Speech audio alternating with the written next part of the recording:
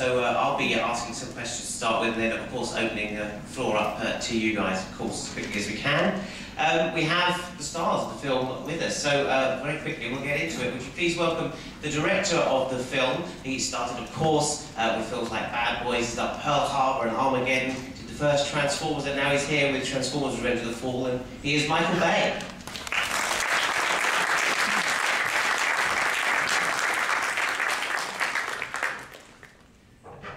Next up is Michael's star of the film. I saw him first in Holes many years ago, and then he's since popped up as the young Indiana, of course, and here he is in his second Transformers, Shia LaBeouf.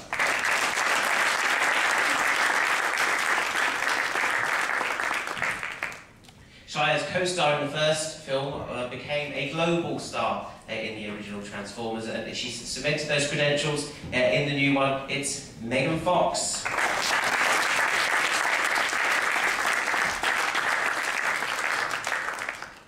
And finishing off from behind the deli counter, he's just finished smearing his bagels. You may remember him from the Coen Brothers films, a director in his own right, and now a star of blockbusters like Transformers, John Turturro.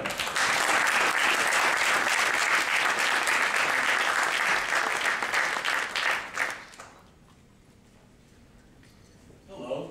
How's everyone?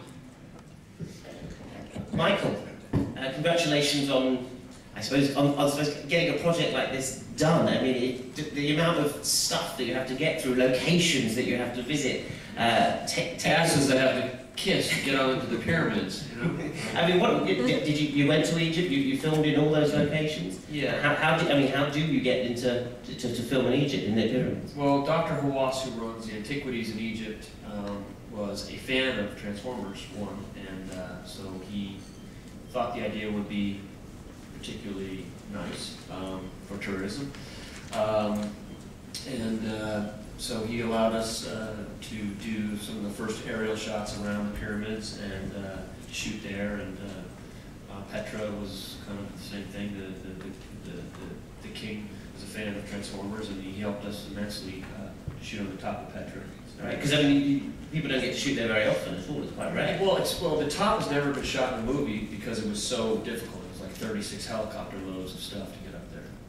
So it was quite interesting. What are the logistics of doing this? It looked like you had to have. It's almost like a small army that you were in charge of. Well, it's tough because we actually went from Arizona to San Diego to Egypt over the weekend. We were shooting on the pyramids the next day, and then we went to another town in Egypt, and then we flew to Jordan. We were shooting in Petra the day after. So you have to leapfrog. It's quite. It is like a massive moving circus. And I hope you didn't ruin any ancient artifacts. No. We were extremely careful. I personally actually shot the camera with John Turturro on the pyramid. What was it like, John? Pyramids? Yeah. Very high. So John, were you climbing a pyramid? Yes, that's why they hired me. I'm really professional stuff. Yes. Yes, I had to. That was my yes. I kept climbing. I went a little too high one day, and they were all screaming in Arabic.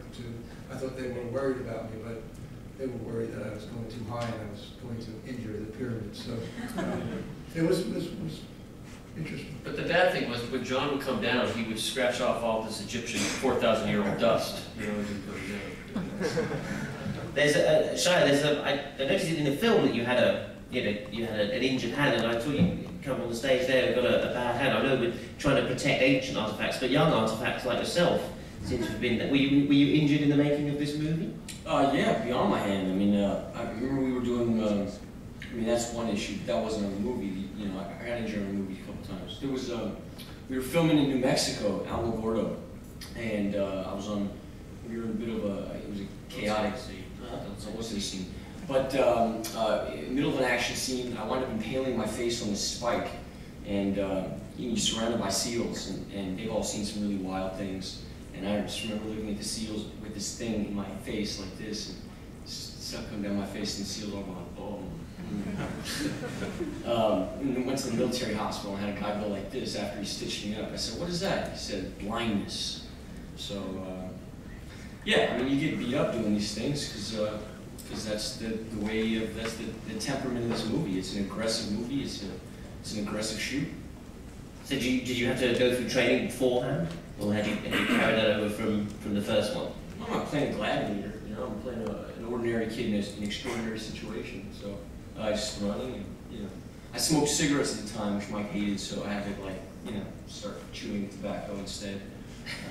He made you give up smoking for this Yeah, movie? I can't stand it. Or sunflower seeds, or there's quite a bit of things. There's like a list of things. Megan, congratulations on this film. You play the girl of everyone's dreams, draped over a motorbike. You could drive hot rod cars and drive no fuel injections. Have you had to gen up and do some research on hardware, or was that something you always knew about cars and boys? Before I booked the first one, part of my audition process was Michael made me come to his studio and like pretend to work on his Ferrari. So, and It was called screen test. Yeah, The screen test. but he had, he was videotaping me the whole time, and I'm like under the hood of this Ferrari trying to figure it out. I still don't know anything about cars though. So. Okay. Have you seen that tape back? Have you seen that? I don't know what where happened to it. where is I went to that? the studio in Etherlink. I have it at my house. But working with those machines, how much of it is real and how much of it is green screen? Because you must have spent a long time, working opposite Zero contraptions. All it's real. Well, no, it's just, there's no green screen. Right. So what's the technical aspect behind it? Are you allowed to tell us the secret? The secret would be, see that pole right there? That they look at that, and they look at that with like a light on it, and they follow around with their eye line and explain how you do it. You know, that, I think there's more interaction this time, so it changed a little bit in terms of like, you rehearse timing like dialogue, movements like dialogue. There's just An actor would read alongside Right. one of the robots. right, and then you just it's pantomime. I mean, we're not the first to do it. Mr. Ed did it also. A guy named Alan Young. Was he the first guy to do it, John? I think so. Okay. But you have to do a lot of interaction with the robots. Yes. There's more in this one, I think, than in the Absolutely. There's like a marathon man interrogation scene with this little robot on my chest, and we had to do this timing, this 5 count with the animators. So like on 1, this worm would pop out of this robot, go into my mind, steal this information. 2 and 3, it's taking all the information, going down to my throat. When I was told you with the surgical That's right. equipment. That's right. So all those things, and you just memorize the count and the movements and what's happening during those beats, and it's not Elephant Man. I mean, it's pantomime. John, this seemed to me when I saw you in the first festival, this was one of the first times you worked with CGI and with With animators and with balls balls. and tennis balls? Yeah. Yes. I was looking at Shire a lot in the first one because he seemed to be doing it so easily. And I realized, I said, wow, probably wasn't that long ago when, he was playing with the toys. So I kind of followed him at the beginning. But I was really impressed with him that he could, have this whole imaginary world. But then I just started thinking of it like I was playing with my kids. And it actually, it gets easier as you do it. But at first, it's a little bizarre. It is bizarre. Yeah. And as a director of them doing it, you've sort of pioneered the special effects on a few special effects. working them into the blockbuster genre over the years. Have you found it? The technology seems to get better each film. Well, we try to push the limits each film. I mean, I think we really pushed limits from the first one to this one in terms of just the advances that people wouldn't notice, but it's all about lighting and reflection and just complicated algorithms like that, making the pyramid come apart that was 100,000 rocks individually moved. It took one guy 6 months of writing code to do that. And it kind of stretches the limits of memory for shots like that. So we're the first ones to do the IMAX in the full 4K rendered characters, which has never been done. There are 3 scenes in this movie that are full IMAX, shot in IMAX. So that's pretty. Yeah, absolutely. We've got questions from the floor. The first one right at the front row. Sorry. There's a glamorous assistant heading towards you. Thank you. For Shire, a couple of questions. First of all, I think the injury was written into the script.